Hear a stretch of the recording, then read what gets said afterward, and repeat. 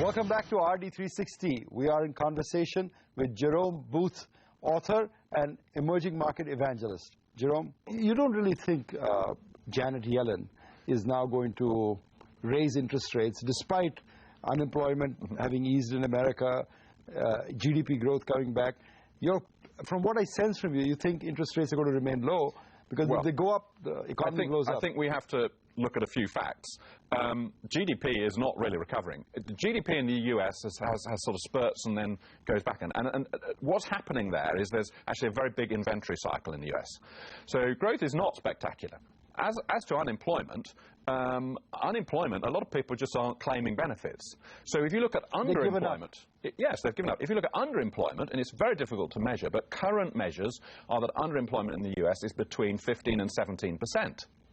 And by the way, there are 46 million people on food aid in the United States. So how do and it only peaked at 47. It's not, this is not a healthy economy. That's not. Well, how do you end a debt crisis with more debt? So how does this play out? Well, it plays out initially, you see, you just actually create more debt, and that's what's happening in a minute. And then you wait for the economy gradually to recover. And the key to that in the US specifically, this is a consumer driven model of growth that is the case in the US. You have to wait for the consumer to spend more again. And that won't happen until they've deleveraged. So the key thing to look at there is their personal debt to income.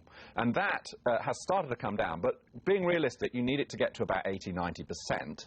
And that will take maybe another 3 or 4 years. You want a housing recovery then? Well, the housing... the housing recovery itself isn't necessarily going to because your net worth would go up, so there would be well, the problem is you had that, and there's a little bit of a resurgence in that front in the UK, of course, and that's helped. But again, it just creates more debt. It doesn't actually solve the problem eventually. I think in the US, we're going to have to see consumption come back. When that consumption comes back, then yes, the economy is healthier, but then you pose new risks. Let me move you on. For the better part of 50 years, after World War II, the U.S. was the engine that drove the world. Yes. That's changing now? Yes, of course it's changing. You have to look at the GDP ratios, in the world, and that's another... And that's your hypothesis, right? That look at emerging markets? Yes, and I think there's lots of different ways to look at it. Well, first of all, what does an investor want? There are two standard ways of measuring the value of an asset. One is some sort of replacement value, Tobin's Q, for example, and the other is some sort of seasonally adjusted measure of income. So I'm going to give you an example, a vivid example. I love Ireland. It's a wonderfully beautiful place. And the west coast of Ireland has been massively built on with huge numbers, hundreds of thousands of these holiday homes, most of which are empty. So let's look at that asset. You can say, I can value that by the billions spent to create it, or the income, which is practically zero. And of course, most investors will say, give me the income. Right. So if we establish that's really what we're interested in as investors, then we want to diversify, we want the best distribution of income, the best combination of different income streams, then we have to look at all the economy. And the best measure of past income, which is the best measure of future income, is, of course, GDP. And if you look at GDP, emerging markets is about 50%. It's over 50%. And it's growing. And growing fast. It's also all the growth. It's the countries without the debt. It's got, much more potential for rapid expansion in lots of different segments. It's the major source of industrial capacity. Consumption is going to be huge. Another way to think about why even Western investors should invest more in emerging markets is the liabilities. If I'm sitting in the UK, which is a reasonably open economy, and I'm contributing to a pension and I'm going to retire in 20 years, what I want in 20 years is the ability to purchase the goods and services I want. So if, for example, things go haywire and we have a period of inflation and I get my £2,000 a month, which may sound great now, in 20 years that might buy me a loaf of bread if I've had inflation. So that's not actually good enough. Now you could say, oh, we could adjust it for inflation, but actually that's imperfect as well for various technical reasons I go into the book. But not most importantly, for example, if you do have inflation, all bonds sell off, including inflation bonds. Right. And it's really a proxy for what you really want, which is purchasing power in the future. So keep it in emerging markets because they will keep doing well. Because in emerging markets, it's even more powerful than that. Say, take a car. Say I want to buy a new car or even a second-hand car when I retire in 20 years.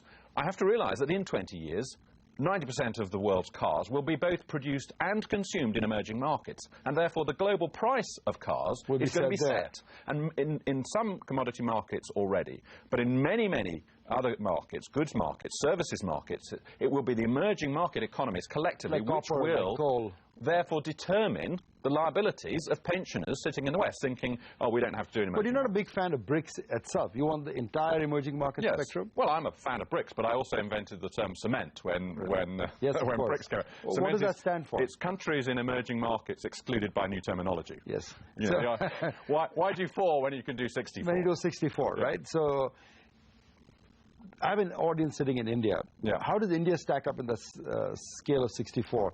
New government, have you seen something promising out here? I think it's very exciting what's going on, and you may have seen, I mean, I've been in the press because we've announced $100 million that I'm investing into But which asset classes you're not a great votary of equity only. No, absolutely. You should do everything. And actually, the hard thing is often the best thing, as sort of Kennedy said. And so I do like, you know, direct investing, and that's what I'm doing mostly myself in India. You mean private equity? Well, it's effectively, I own a company. Starting a business? Yes, it's real business. It's non-listed. Which areas? Telecom. I mean, what I'm Which other areas do you like? Telecom, you're doing... What are you doing in telecom, briefly? Briefly, we've got a company in the UK called New Call Telecom, which is the 6th largest internet service provider in the UK. And we are very adept, very good at marketing and understanding how markets and the technology is changing rapidly. And we see a huge demand for broadband. And so we're targeting Wi-Fi, hotspots, things like that. To the consumer? To the consumer, but in the public space as well as home and in the office. Also messaging, you know, fixed line. And we want to basically provide some impetus in that sector. We see huge potential, and not, you know, we want to partner with all the big guys as well. We want to see areas that we can help them, and that's a very... Which other areas? That's a very good sector, partly because, and this will point to which other sectors are interesting, partly because the regulation is good, and the government's reasonably hands-off. The regulation in India is very similar to the UK. In other infrastructure sectors, which have got to have huge growth, I think there needs to be a similar sort of rethink. There's been a lot of good things about infrastructure, but we obviously need much, much more. And that, I think, needs to catalyse all the potentials of having foreign investment as well. By the way, foreign investment I see very much as not a substitute for domestic investment. I see the main benefit of foreign investment in most cases to be providing competition of ideas and transparency and, you know, helping credibility for the market as a whole. If you're right, the Wall Street you know, looks at the key number of foreign inflows into Indian stock market. If what you're saying that 50% of global funds should be in emerging markets? Yes. Is that what you're advocating? Well, yes, I can advocate it. It won't happen because people are deeply prejudiced, and it will take a long time. I remember talking to a Californian pension fund head once, and I explained to him GDP weighting, and he agreed that it should be 50%. He also agreed that they all had a herd-like mentality, and this was a huge problem, wasn't it? You want to succeed conventionally? But he said at the end of the day, I want to do what you suggest, but I've still got to be in the herd. Right. So his strategy is to be, interestingly, at the edge of the herd. So if there are a couple of other big, you know, state pension funds in the US at 10% allocation to emerging fixed income and maybe 15 to emerging equity, he can go there now, but he can't go further. So he has to wait for another 10, 15 years. The dogma all managers, you cannot fail unconventionally. Yes. Correct? Absolutely. I think that's again, it's a function of... Jerome, you've led such an interesting life. You do so many things well. How's that? I mean, you're a philanthropist, music buff, author, economist, market strategist. What's the key? Well, I'm a good delegator, and I have good people around me that I trust, and you know, I don't sort of micromanage things, and I think there's a big difference between leadership and management. And I certainly think leadership is more difficult and rarer, and that's what I try to aspire to. And trusting people? Trusting people is important. You have to trust people. I think you have to, you know, do your due diligence. And you have to recognise that sometimes you will get it wrong. Yes. But that's what you have to do. And you're not scared of trusting emerging markets? No. You hedge in lots of ways you can.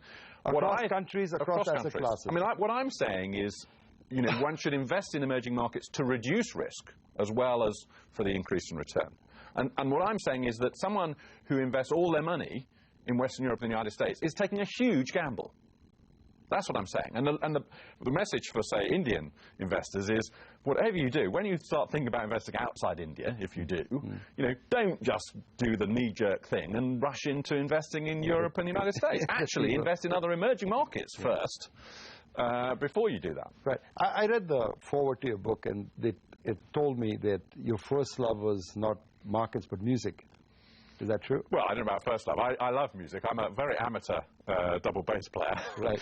which I enjoy. I'm sure you heard of Bono from U2. Oh, yes. Yes. He made a very good statement once. He said that music can change the world because music can change people. Yes. And I'm sure your book, Emerging Markets in an Upside-Down World, will change a lot of minds about investing and a lot of heads among people. Well, I hope so too. Thank you very much. Thank you so much for being a part of our show. Thank you.